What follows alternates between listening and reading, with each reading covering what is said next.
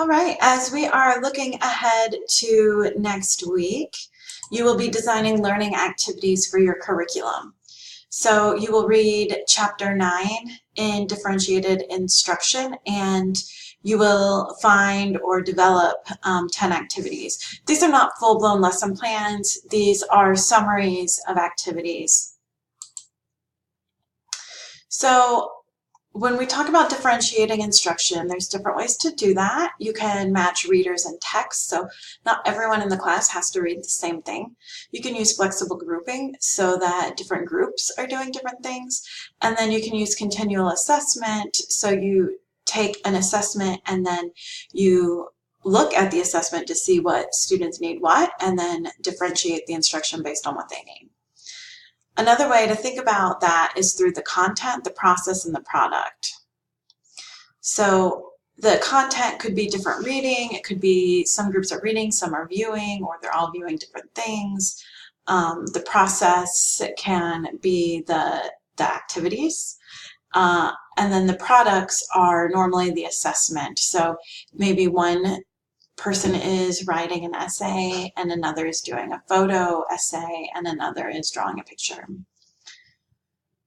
And this is based on students' readiness. Readiness means what they already know and what they need.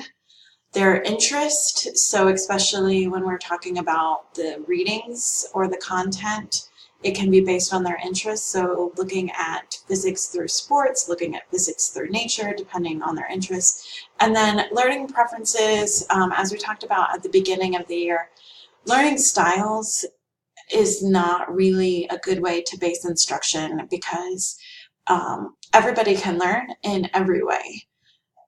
And so they've changed the word style to preferences, but please don't focus on that for your curriculum because it's not research-based. Here's some different links that you can look to find some different activities.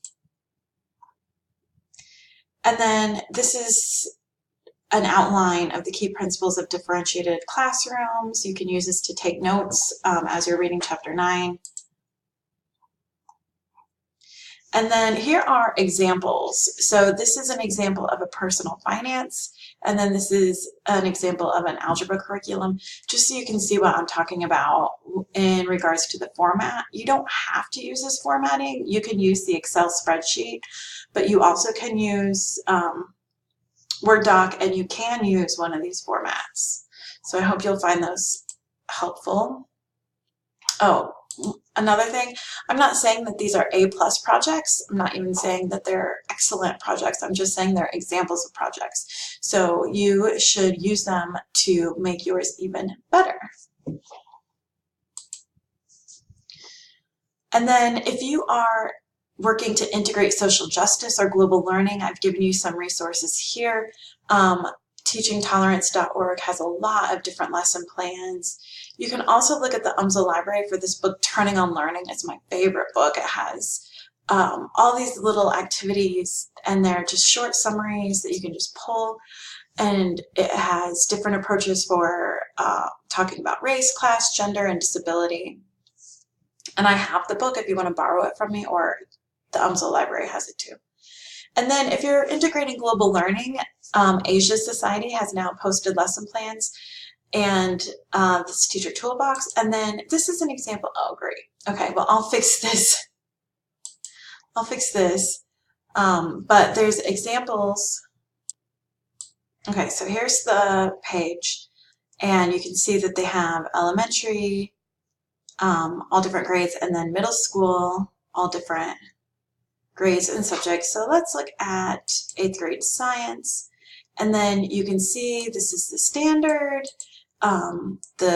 description, and then here is an example of an activity. So this is the kind of summary I want, just, you know, a little paragraph, a little example for each one, and then telling me, making sure it's clear how it is social justice or global learning or entrepreneurship or whatever you are integrating. And this link will be fixed.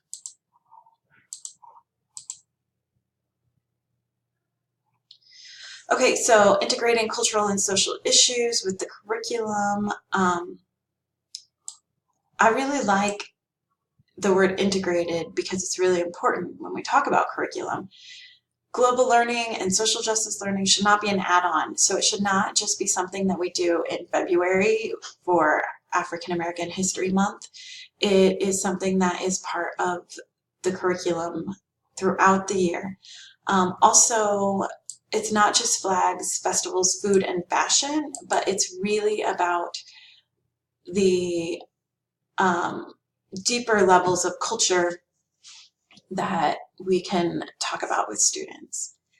It's locally situated, meaning that integrating global learning doesn't mean that we aren't thinking about the issues in our own community and what we can do in our own community. It's about using what people have done in other countries in order to learn what we might do, or learning about how the same issues that are affecting us are affecting people in other countries. It's critical, so we're looking at issues of power and privilege, and it's experiential, where the students are learning with and from other people, not just about other people. And I really like the way Hollinsdor and Yalo talk about it.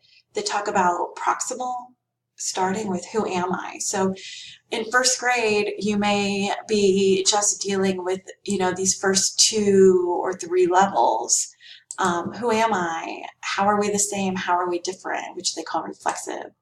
Reciprocal involves dialogue and exchange with others, so that's what I call experiential. And the questions that they're asking is, how do you feel? What do you think? It's about listening. And there's reciprocity, meaning that there's mutual give and take, and it's mutually beneficial. And then relative is, how do I imagine you feel? What do I imagine you think? So understanding that your view is relative to your culture and it's relative to you, and that other people have different feelings and thoughts and ways of looking at the world. My favorite multicultural education principles is from James Bank, and he also uses the word integrated. He says it should be about knowledge construction, so students are creating knowledge themselves. That way you don't have to worry about that. Sometimes teachers fear that they are indoctrinating students if they talk about their own beliefs, and that's not true. You can share your beliefs, they can share their beliefs, and they can have a chance to construct their own beliefs. His next principle is equity pedagogy. Teachers change their methods to enable kids from diverse groups and both genders and all genders to achieve by being open-minded and flexible. And it's about equity, not equality, because maybe it doesn't look the same for every student. It's about prejudice reduction, helping students break down stereotypes and develop positive racial attitudes about themselves and about others. And empowerment. Okay, so those principles are what you can use when you write up your final project, as well as just to help you thinking through the process. So spend some time digesting that when you are in the Canvas. Okay, each learning objective needs to be connected to a differentiated or integrated, some of you are doing both, learning activity. So you will be expanding your curriculum goals that are now lined up to objectives, and then each objective will line up to an activity.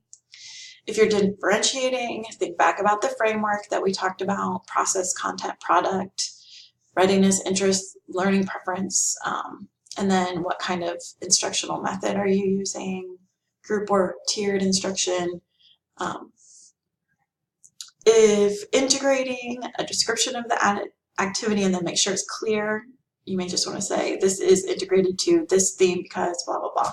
And then how is it relevant to your students, your school, the location, the community of your school, or the time, current event? And if you're both, include them all.